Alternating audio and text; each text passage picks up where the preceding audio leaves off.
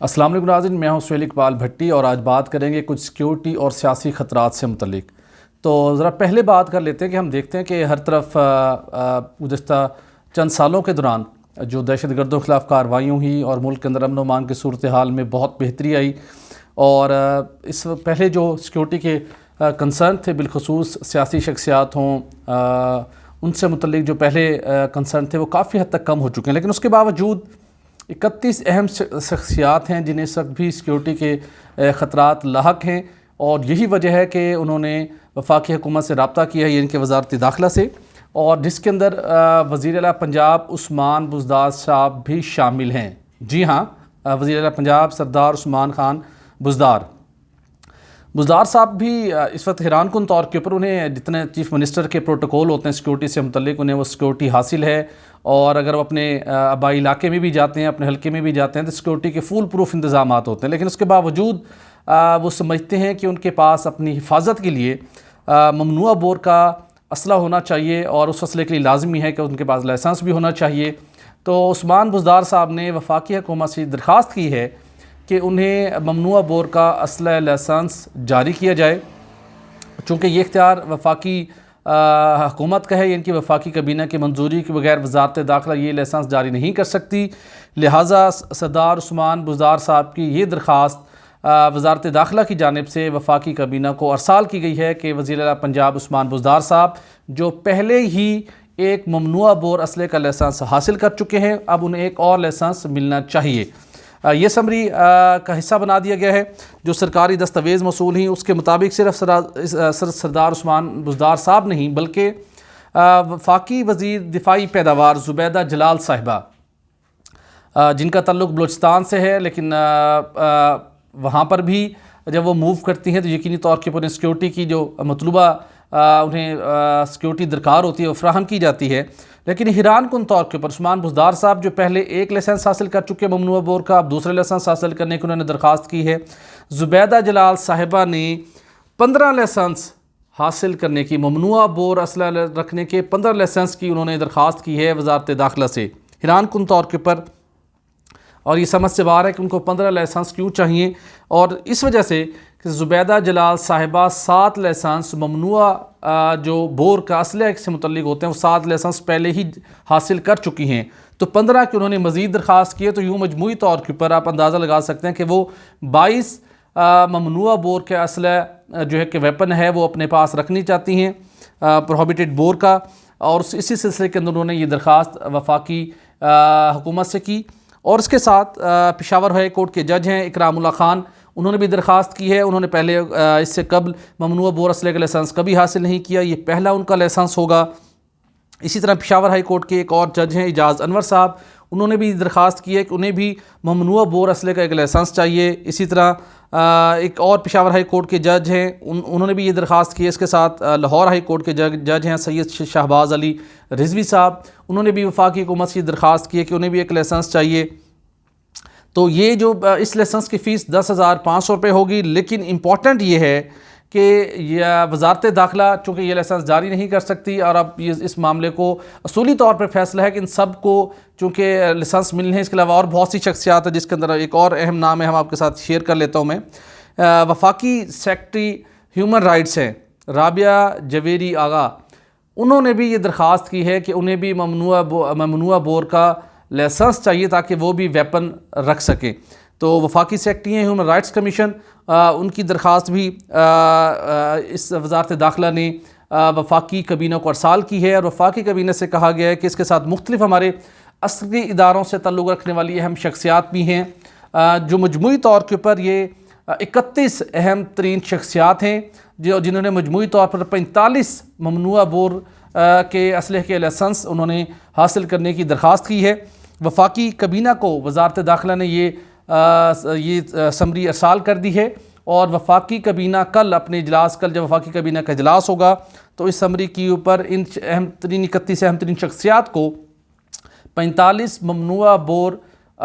کے اسلحے کے لائسنس جاری کرنے کی باضابطہ منظوری دی جائے گی۔ جتنی اہم ترین شخصیات کا نام اس لسٹ میں شامل ہے، لگتا نہیں ہے کہ وفاقی کابینہ ان کے اوپر کوئی ارکان کو اعتراض عائد کر سکے یا وفاقی حکومت اسمبلی کو مسترد کر دے. اور لیکن حیران کن طور کے اوپر عثمان بزدار صاحب جو اس وقت چیف منسٹر ہیں اور وزیر اعظم عمران خان کے جتنا انہیں اعتماد سپورٹ حاصل ہے اور سیکیورٹی پروٹوکول بھی جتنے انہیں حاصل ہیں، ایسے موقع کے اوپر وہ لائسنس اسلحہ یہ ممنوعہ بور کا کیوں دوسرا اسلحہ لائسنس کیوں حاصل کرنا چاہتے ہیں؟ ہاں یہ الگ بات ہے کہ جب وہ وزیر اعلیٰ پنجاب نہ رہیں اس کے بعد بھی ایک انہیں مخصوص سیکیورٹی انہیں حاصل رہے گی، لیکن اس وقت تو کچھ سمجھ آ سکتی تھی کہ شاید وہ لائسنس ویپن کیری کرنا چاہتے ہیں ممنوعہ بور کا، وہ بھی دوسرا ویپن، تو کچھ منطق سمجھ آتی تھی. لیکن جب آپ وزیر اعلیٰ پنجاب ہیں اور آپ کو آلریڈی آپ کے گرد گرد اتنے محافظ ہوتے ہیں جن کے پاس بڑے جدید قسم کا اسلحہ موجود ہوتا ہے، تو اس صورتحال کے دوران ممنوعہ بور اسلحہ لائسنس دوسرا لائسنس حاصل کرنے کی ضرورت کا پیش آنا بڑا حیران کن ہے. تاہم حتمی منظوری اس کی وفاقی کابینہ کل دے گی اور امکان اسی بات کا ہے کہ یہ منظوری ہر صورت مل جائے گی چونکہ جس قدر اس کے اندر اہم شخصیات شامل ہیں. یہ تو تھا سیکیورٹی خطرات سے متعلق سٹوری. دوسری ہماری جو سٹوری ہے وہ کچھ سیاسی خطرات سے متعلق ہے. وزیر اعظم عمران خان صاحب پریشان ہیں، کفایت شاری پر گامزن تھے، لیکن ہم نے گزشتہ روز دیکھا کہ ان کو بھی ایک اشائیہ دینا پڑا اپنے اتحادیوں اور اپنے ارکان کے اعزاز میں. اگرچہ کچھ اتحادیوں نے اس میں شرکت نہیں کی، سردار اختر مینگا صاحب بدستور ناراض ہیں، ان کو منانے کی کوششیں جاری ہیں، لیکن حکومت کے لیے مسائل ہیں. کچھ باخبر لوگ یہ بتاتے ہیں کہ کل تک جو 30 جون تک کچھ اہم ڈیولپمنٹ ہونی ہے، ایک چٹھی لکھی جانی ہے جو کہ بہت ہی ایک اہم ترین امور سے متعلق ہے. اس کے اوپر کچھ اتفاق رائے نہیں ہو پا رہا حکومت اور کچھ دیگر شخصیات کی مابین، تو یہ معاملہ کسی بھی پریشان کن صورتحال کا باعث بن سکتا ہے اگر اتفاق رائے طے نہ پایا. لیکن یہ معاملہ ہم امید کرتے ہیں کہ خوش اسلوبی کے ساتھ طے پا جائے گا، بالخصوص اس وقت جب ملک کو جن مسائل کا سامنا ہے، جو ملک کو مسائل درپیش ہیں. لیکن ایسے موقع کے اوپر عمران خان صاحب جو کفایت شاری پر یقین رکھتے تھے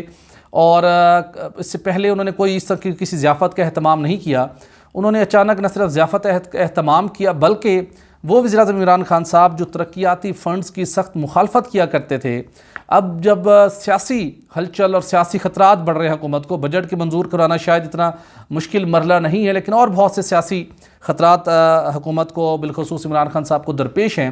تو ان سے نمٹنے کے لیے اب حکومت ہر طرح کے اقدامات کرنے جا رہی ہے. ناراض اتحادیوں کی ڈیمانڈ بھی پوری کرنے جا رہی ہے،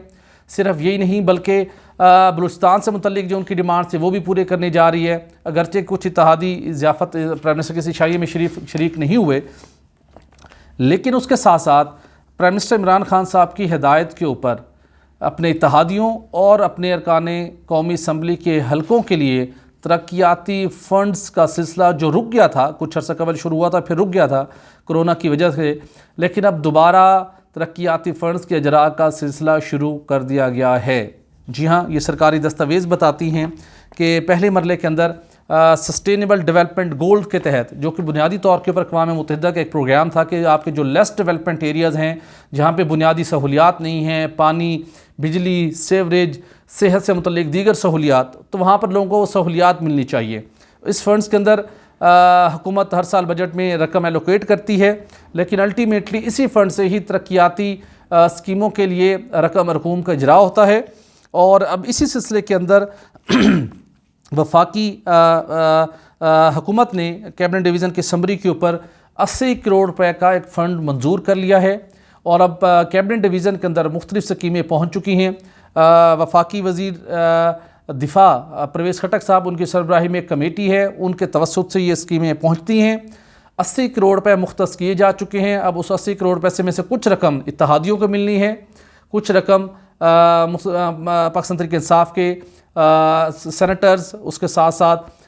وزراء، رکن قومی اسمبلی، ان کو یہ رقم ملے گی. ان کے مختلف علاقوں کے اندر جو ترقیاتی اسکیمیں ہیں ان کے اجراء کے لیے یہ رقم ان کو جاری کی جائے گی. تو اب آنے والے دنوں کے اندر مزید بھی اس رقم کا اجراء ہوگا چونکہ حکومت کے لیے چیلنجز بڑھ رہے ہیں. کچھ حکومتی شخصیات یہ سمجھتی ہیں کہ اپوزیشن کا جو مشکل وقت تھا، جو مشکل ترین ٹائم تھا، وہ ہر گزرتے دن کے ساتھ ان کی مشکلات ٹلتی جا رہی ہیں، ان کی مشکلات کم ہو رہی ہیں. اب 2 سال حکومت پورا کر چکی ہے، اسے بہت سے مسائل کا سامنا رہا، بہت سے بڑے بڑے بلند و بانگ دعوے کیے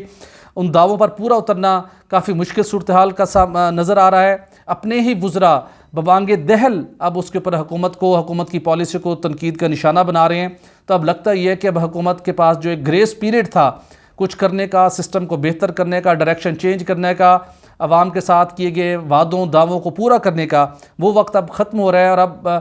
بہت سخت انداز میں عوام کی جانب سے بھی اور اپوزیشن کی جانب سے بھی حکومت سے پوچھ گچھ ہوگی۔ تو لہٰذا اب ہم نے اپنا ہاؤس کو، اپنے اتحادیوں کو، اپنے ارکان کو مطمئن رکھنا ہے، انہیں فیسیلیٹیٹ کرنا ہے، تاکہ اپوزیشن کا نہ صرف مقابلہ کیا جا سکے بلکہ عوام کو جو مشکلات ہیں، جو شکایات ہیں، اور ترقیاتی فنڈز نہ جاری ہونے کی وجہ سے جو مختلف اسکیمیں پینڈنگ تھیں، عوام کے اندر بھی غم و غصہ پایا جاتا ہے، تو اس طریقے سے مختلف حلقوں کے اندر ترقیاتی فنڈ کے ذریعے سے لوگوں کے غم و غصے کو بھی کم کیا جا سکے گا۔ تو یہ کچھ تھے سیکیورٹی اور سیاسی خطرات جو کہ آپ کے ساتھ شیئر کیے،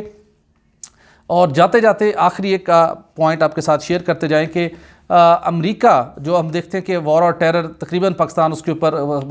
مؤثر طریقے سے پاکستان نے مقابلہ کیا، اور یہاں پر تو ختم ہو چکی، افغانستان کے اندر بھی امن معاہدہ ہو چکا ہے اور ٹرانسفر آف پاور کا سلسلہ جاری ہے، لیکن ایسے موقع کے اوپر ابھی بھی امریکہ نے کچھ پاکستانی افراد پر کڑی نظر رکھی ہوئی ہے، اور ایک اہم ترین ایک شخصیت ہے جن کا تعلق سرگودا سے ہے۔ امریکہ نے پاکستان سے مطالبہ کیا ہے کہ اس شخصیت کو امریکہ کے حوالے کیا جائے، پروسیس جاری ہے، اور لگتا یہ ہے کہ جو امریکہ نے جو کچھ دستاویز فراہم کی ہیں اور جس قسم کا مطالبہ کیا ہے، سرگودا سے تعلق رکھنے والی اس شخصیت کو آنے والے دنوں میں شاید امریکہ کے حوالے کر دیا جائے۔ مجھے دیجیے اجازت، اپنا خیال رکھیے گا، اللہ حافظ۔